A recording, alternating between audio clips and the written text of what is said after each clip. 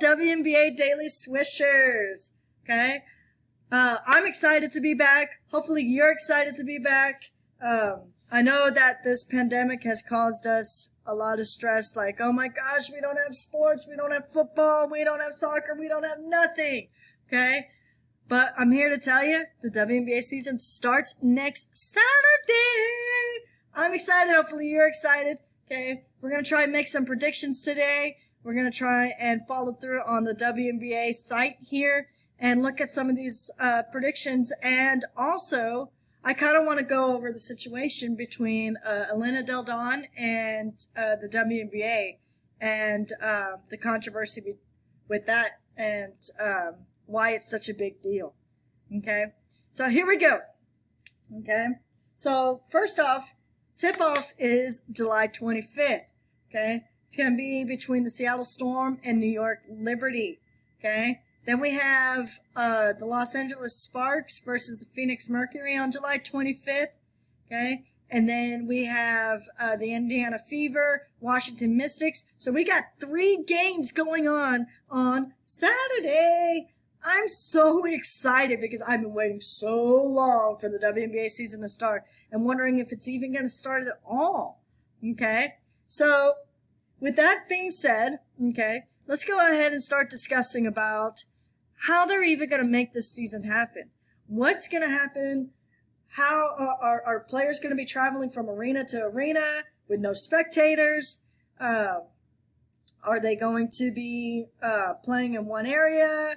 You know, and so with that being said, the WNBA has figured out a way for these 12 teams to come together without risking their health, without risking travel and catching, you know, the COVID-19 and trying to be as safe as possible.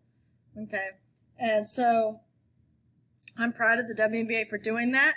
And as you come across this article on WNBA.com, okay, it has stated that the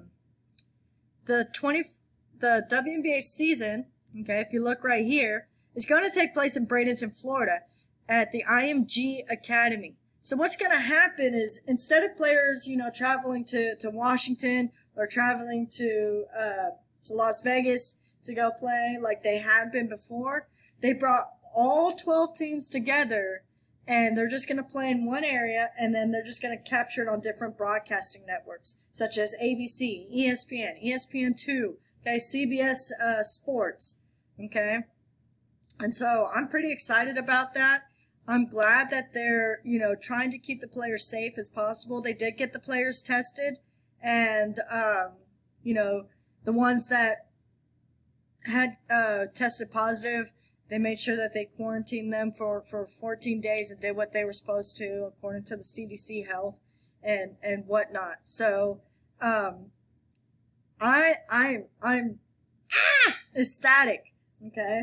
And then another cool thing that they're doing for this WNBA season tip-off is if you read the article right, if we scroll back up top here, it says WNBA's 2020 regular season tips off July 25th with an opening weekend dedicated to the Black Lives Matter movement. Okay, so what that means is, you know, they're going to have names on their jerseys. And I'm sure a lot of people have read about this before. You've probably seen it on the WNBA Facebook feed, or if you just regularly check the WNBA site, you'll see that players underneath their own names are going to have dedication to the victims of racial violence, police brutality, such as Breonna Taylor, George Floyd. So they're going to mark those names and in order to help justify the equality Black Lives Matter movement. And to them also, they feel that they've been fighting for a long time as well for sports equality, in my opinion. And women, you know, they've been looked down upon. They've been shamed because they're women playing. Like, how can women play basketball? How can women play soccer? So they're doing this not just to to those victims, but they're also doing this for themselves to gain that respect that to them basketball is basketball. It doesn't matter the gender. It doesn't matter if you're a little girl with hopes of playing in the WNBA or a little boy playing in the NBA one day, you know, or maybe one day they want to be like Megan Rapinoe or Alex Morgan, you know. So they're fighting to be equal to one another, and it doesn't matter what gender you are. Basketball is basketball. Soccer is soccer, you know. So I think they've been also, they understand the oppression, and you know they understand that, you know, this is not easy. This is something that we're going to have to fight for over and over and over and over again until things are made right, you know. So I think that's pretty cool. All right, so now we're going to move on to the game predictions.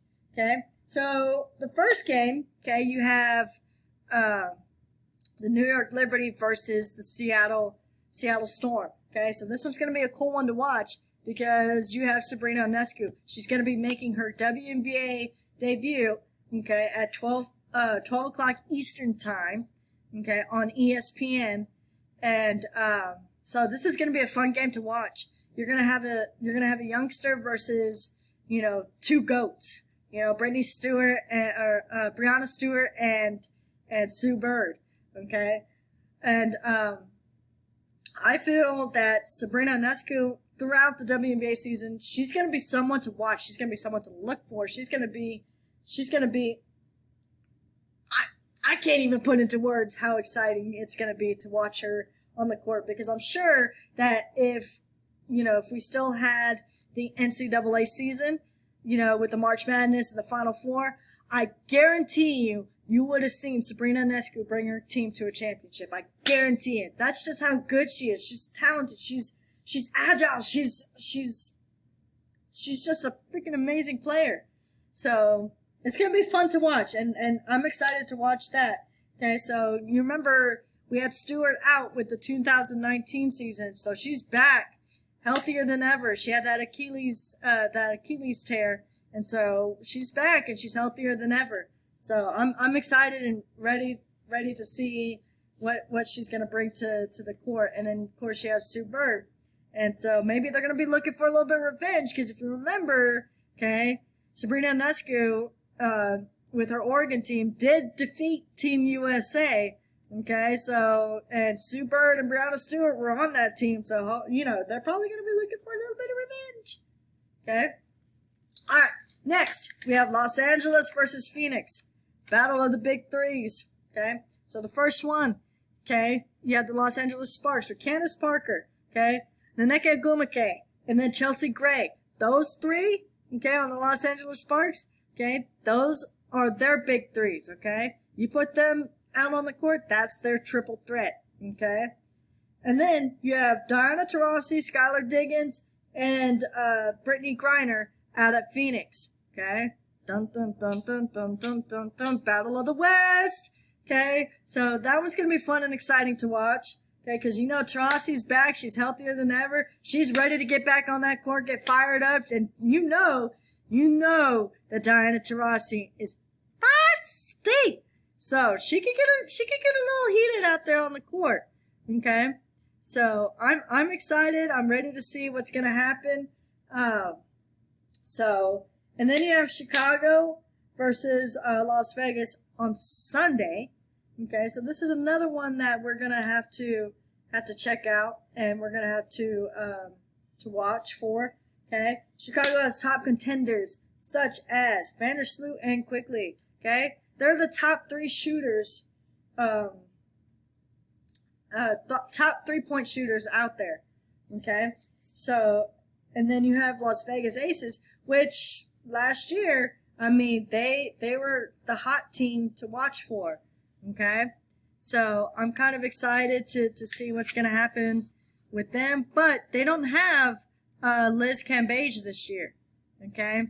So they're going to have to work even harder. They're going to have to push themselves a little bit more.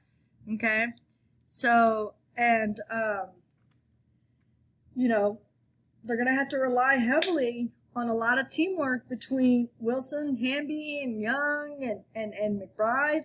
I mean, technically, if you think about it, K-Mac can't do all the work. It's just not going to happen. Okay? So with Cam Page out, you're going to have to really step it up. You're going to have to pull it together. Okay? All right. So those are a couple predictions that I have. Okay? So let's go ahead and start talking about Elena Delle Donne. Okay?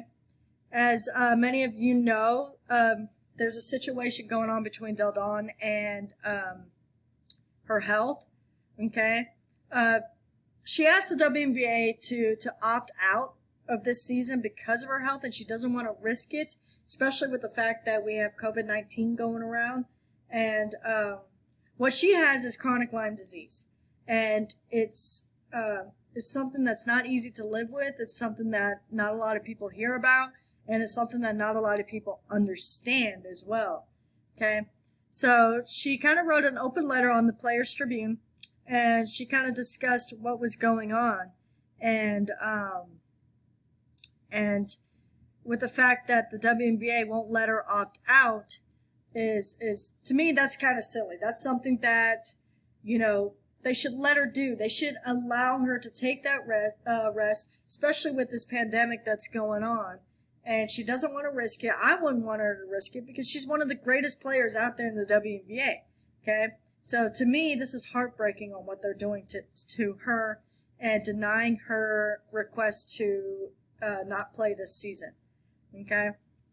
So as I advise a lot of y'all to read this article because as you see, as I'm scrolling through here, this is all the medication that she takes to keep herself healthy out on the court and off the court.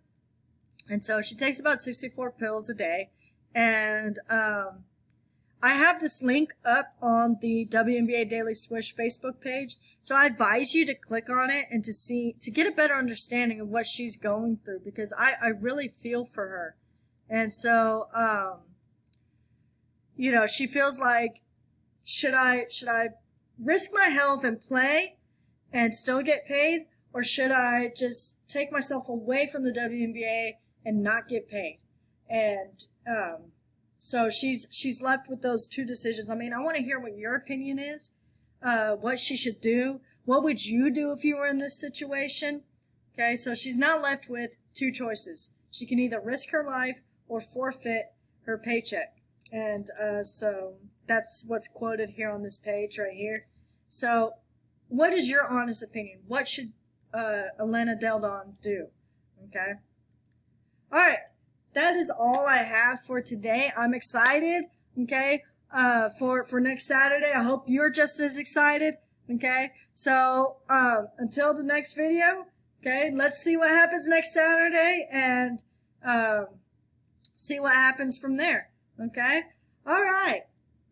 So, what I'm going to say to you now is, if you have friends that, you know, like to talk openly about the WNBA, make sure you share my page. Make sure you tell them about my page and videos and stuff like that. Okay? So other than that, this is all I have for today. Okay? So until next time, if it ain't hot, it ain't a swish.